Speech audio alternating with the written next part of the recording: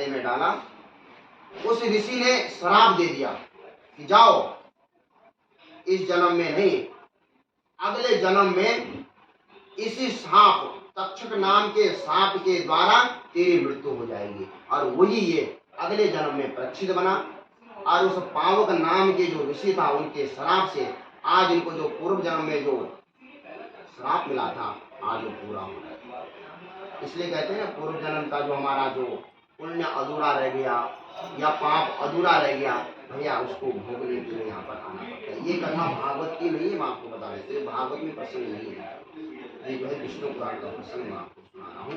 पावक नाम का एक ऋषि था, उसके गले में सांप डाला था। इस बच्चे ने अगले जन्म में ये परीक्षित, और इस परीक्षित पास क्या लगा, सभी ऋषि बड़े मन में ग्लानि कर रहे हैं, हमारे इतने बड़े राजा, इतने बड़े राजा को ऐसा श्राप मिला। तितिक्षया करुणया वैद्याओ सखिल जंतु सहा समत्तेन च सर्वात्मा भगवान संप्रसीदति। बोले पिताजी, जो होना था वो हो गया, लेकिन बोले बेटा ऐसे करो, बड़े राजा हैं, कोई बात नहीं, जो हो गया हो गया। हमारा जो शिष्य है, गौरमुख नाम का शिष्य, उसको बुलाओ और उससे कह दो, परीक्षित जी को बता दो, कोई ऐसा उपाय ढूंढो कि तुम्हें जो श्राप लगा है, 7 दिन के अंदर तुम्हारी मृत्यु होनी है, 7वें दिन तुम्हारी मृत्यु होनी है, तो इस मृत्यु का कोई कारण ढूंढो कि तुम्हारी मृत्यु ऐसी बन जाए जिसको लोग याद करें। इतने में जैसे ही ये जो शिष्य था, जो गौरमुख नाम का शिष्य गया, परीक्षित जी को बताया। परीक्षित जी ने कहा, मुझे तो पता ही पहले चल गया था कुछ ना कुछ होने वाला है, लेकिन उन संत को मेरा कोटि कोटि प्रणाम कहना, उनके चरणों में मेरा प्रणाम कहना कि राजा परीक्षित ने तुम्हें प्रणाम किया है कि तुमने मुझे 7 दिन का समय दिया है। देखो कितने बड़ी बात, मुझे 7 दिन, मुझे तो 7 सेकंड का भी समय नहीं मिलना चाहिए था। मैंने इतना बड़ा पाप किया है, एक संत के गले में मरा हुआ सांप डाला है, तुमने मुझे 7 दिन तक जीवित रहने का वरदान दे दिया। ये तो बहुत बड़ी बात है। उन संतों को कहना है कि तुम्हें मेरा कोटि कोटि प्रणाम। इनकी पत्नी का नाम है इरावती। इरावती को बुलाया परीक्षित जी ने। बोले एक चीज बताऊं? बोले क्या? बोले संसार में कोई ऐसा आदमी है जिसको पता है कि मैंने किस दिन मरना है? इरावती ने बोला नहीं, ब्रह्मा की सृष्टि में ऐसा कोई है ही नहीं जिसको पता है कि मैंने कब मरना है। किसी को पता है मैंने कब जाना है? उसने कहा देखो, केवल एक मैं हूं, केवल एक राजा परीक्षित है। राजा परीक्षित को पता है कि 7 दिन से पहले मैं मर नहीं सकता हूं।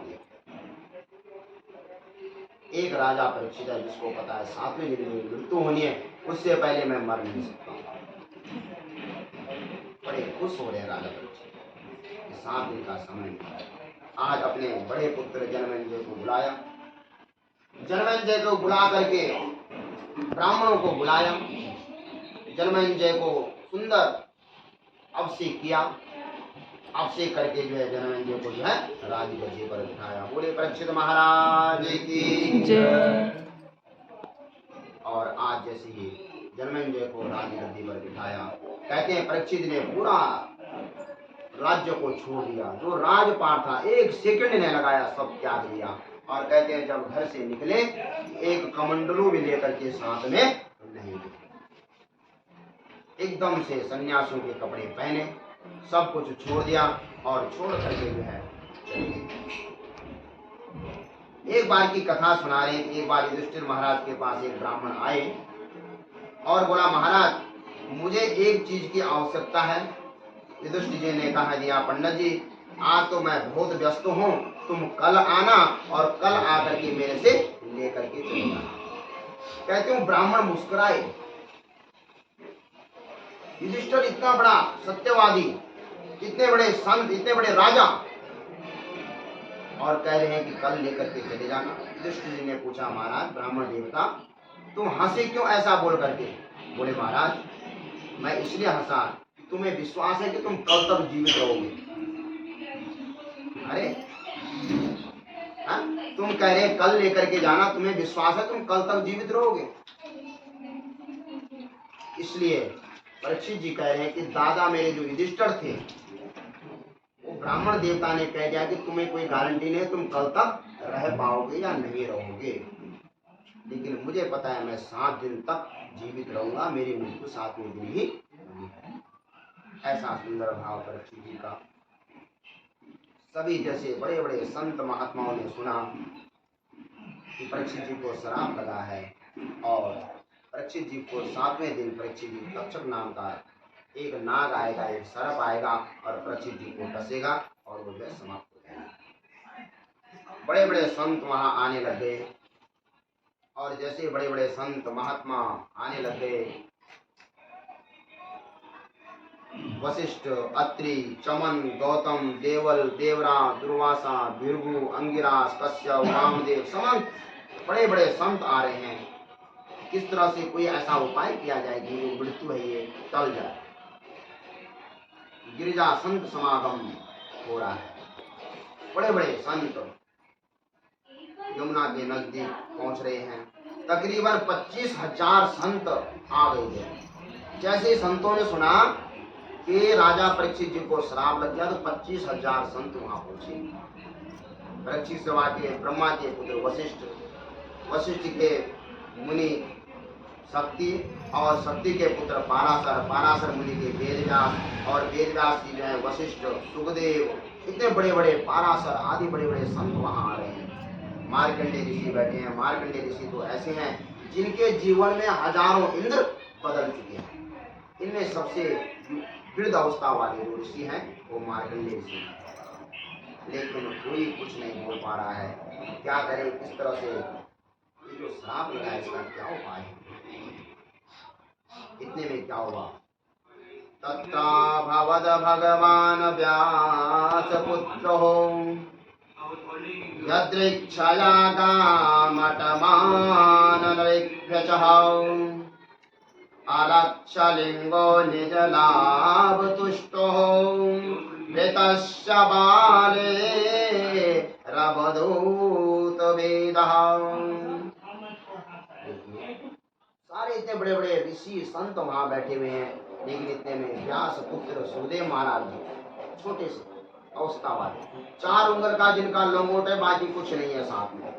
देखो, कोई आगे संत नहीं, कोई पीछे संत नहीं, कोई अगर कोई चेला नहीं, कोई चेली नहीं, अकेले चल रहे हैं। एक सुखदेव भी ऐसे संत हुए जिनके साथ कोई ना चेला है, ना चेली है, ना कोई अन्य, ना भक्त है, ना कोई, अकेले चलते हैं। सुखदेव जी किसी के साथ नहीं रहते, अकेले चलते हैं, और आज अकेले ही आ रहे हैं। मात्र शरीर में 4 उंगल का एक लंगोट पहना हुआ है, बाकी शरीर पर कोई वस्त्र नहीं है। और जैसे सुखदेव जी का आगमन हुआ, सारे संत खड़े हो गए और सभी ने जयकारा लगाया, बोले सुखदेव महाराज की जय।